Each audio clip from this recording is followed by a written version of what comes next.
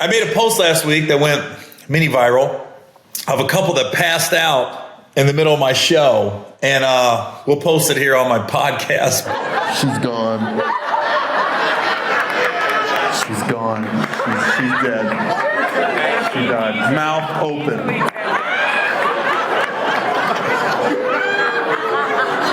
Is it 8:48? 8:48? She's not going to remember nothing. Both of them. I ain't never seen love like this. This is the kind of relationship I want. You're fucked up, I'm fucked up. You pass out, I pass out.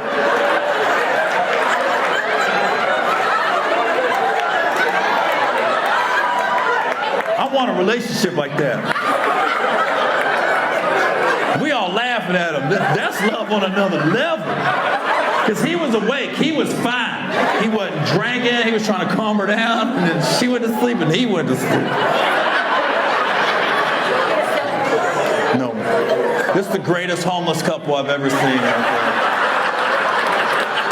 You're going to see them on 15 in about an hour. Underneath an underpass. Look, the entire staff's up here. What you going to do? Like, what do I have a meeting in mind? Do we wake them up? We wait till the show's over? Do we call an ambulance? We got the smelling salts. Let's wait till the show's over. They're good right now. She dead. Okay, no, they're up. So the backstory with that couple that passed out at my show, I was in Ontario a few weeks ago, and this lady, she was just an Uber fan. Like, it's weird. You can get a heckler. Okay, so I had a heckler last week in Cincinnati. We had to kick them out. They were heckling and disrupting the show. And you got to realize people pay their hard-earned money to see a performer perform. They don't pay to hear you talk. Sometimes heckling can help make the show with a seasoned comedian. But most of the time, I think people would rather just hear the comedian talk. Now, you do have exceptions to the rule. When you go see Nate Jackson, you're expected to get picked on. If you go see Matt Rife, you're expecting some crowd work to happen. And crowd work is different than a heckler just being out of line. If the comedian goes to you and wants to talk, you kind of expect that with those shows. My show, lesser extent, sometimes I'll be like, you guys got questions? And sometimes I'll, like most comedians, you sit in the front of comedy clubs, you talk to people. Never mean-spirited, never malicious intent. So I had some guys interrupting my show in Cincy this weekend. And I could feel it because some of my jokes, I have long pauses. And when you're having these pauses and you hear this chatter, it kind of messes up the timing a little bit. And then people aren't paying attention, looking back. So I had the guys removed. And I remember right when I said, oh, what's going on? Like, the whole crowd was like, these dudes right here, they won't shut up. I said, oh, they won't be quiet? And then the guy just kept going. I gave him like a minute. I go, all right, well, you can go. And security just escorted him out because I was not in the mood to deal with them. And I was at a part of my act that was trying some new bits out. So you got to realize, when you're on autopilot, you got your old bits and the home run bits. That's different. When you're in a part of your show and you're trying some new bits out, some new jokes, some new stories, you want the crowd attentive. So I was at a point in my show where I was like 20 minutes in, I was working on some new stories that I want to tell. And these guys are interrupting that and messing up the timing of it. So I had them kicked out. That was different. They were just drunk hecklers. And the guy warned me, I better not come to Indy. I don't know if that meant Indiana or Indianapolis. But the guy warned me, so we'll see next time I go to Indiana if he shows up. He probably didn't remember. He probably was just drunk. But even to those guys I kicked out, listen, you can be mad at me. You can blame me, but it was your fault. It happens. We've all been drunk. We've all done stuff we wish we wouldn't have did when we were drunk. Said some stuff we wish we wouldn't have did. But you were wrong. So if you watch this podcast, no hard feelings. I hope you come see me again when you're not as drunk. And maybe we can have a laugh about it. Then you'd be like, dude, you kicked me out of Indy. Still, that's a great story. I know you paid your money to see me. But getting kicked out of a comedy show is a great story later on down the line. Let's be honest. So, this couple in Ontario a few weeks ago.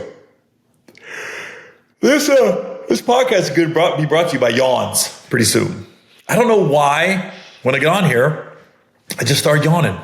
Maybe it's the backdrop. I'm gonna have to get a backdrop, and I do hear you guys talking about it. It's just a white backdrop, but I have a home office now, and I'm just trying to figure out what I want to put up behind me.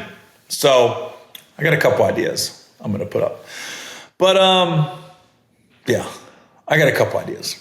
I'm gonna have some pictures up here in the next couple weeks. So yeah, this couple in Ontario. So the lady wasn't like the guys in Cincinnati. She wasn't heckling, just being obnoxious. She was so freaking excited to be at the show. She was laughing so hard and just going, woo! And like so excited when I got into a bit.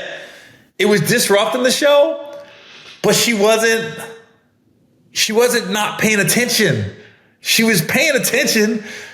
She was just liquored up. And then she crashed. And when she crashed hard. And then the dude, I think he was like consoling her boyfriend, her husband. Then he passed out. So now they're asleep together. And I'm going to show it on this podcast so you can see the whole bit. But the backstory of that was she was just drunk. But here's the funny part. Didn't kick him out. The security wanted to kick him out. I said, no. She woke up. And when she woke up, she was calm. She was cool. I think she was like, before she passed out, woo, yeah, Gary. And she woke up, it was like, oh, yeah.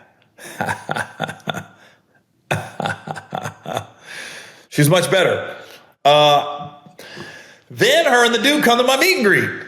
Got a picture with me, bought a t-shirt. So I was like, I'm glad I didn't kick him out, you know? So she was just a fan that had a little too much to drink. So that's part of the business. You got the obnoxious guys that was in Cincy that was just disrupting the show. And I don't know what they were saying, but when you have hundreds of people saying kick them out, hundreds of people saying they're bothering us, that's different than somebody just laughing loud, laughing at the setups, laughing before he gets the punchline, just excited to be at the show. There's a difference there.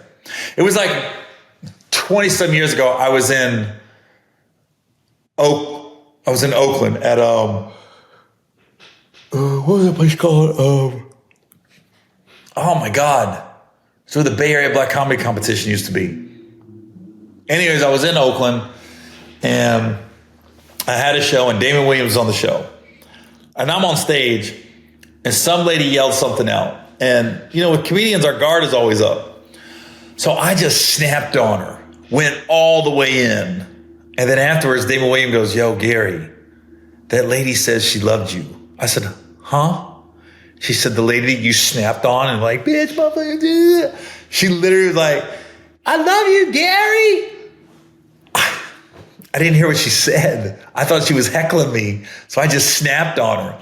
And I remember Damon Williams was like, yo, sometimes take a minute. Don't assume it's just they're against you or they're being obnoxious. I was like, oh my God. So I'm a little more tolerant, lenient, and I really try to figure out why you're heckling or why are you being obnoxious before I let you go, before you get kicked out or before I snap on you. So, and like I said, it doesn't happen a lot. It happens more. I think hecklers and stuff happens more often than not early in comics careers because now you're dealing with shows where people didn't pay any money to go see you, or they paid $5, or it was a 2-for-1 with the comedy club or a bar or whatever.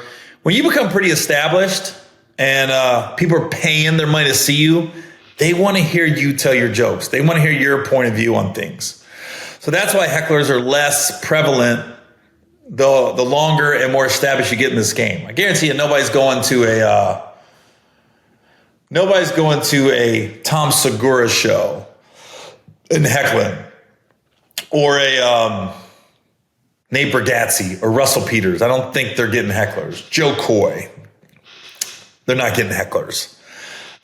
They might get people that love them. they yell stuff out, you might get drunk people, but I don't think you just get the obnoxious hecklers trying to get on stage above them. But it does happen. Like I had the Trump guy back in San Francisco a couple months ago, So it does happen, just doesn't happen a lot. So I know when comedians post that stuff, you think that's normal. It's really not. Most of the 90% of the time, it never happens, but it does happen every now and then.